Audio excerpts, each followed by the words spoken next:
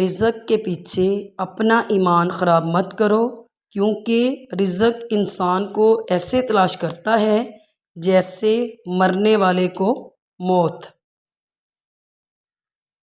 گناہ پر ندامت گناہ کو مٹا دیتی ہے، نیکی پر غرور کرنا نیکی کو تباہ کر دیتا ہے۔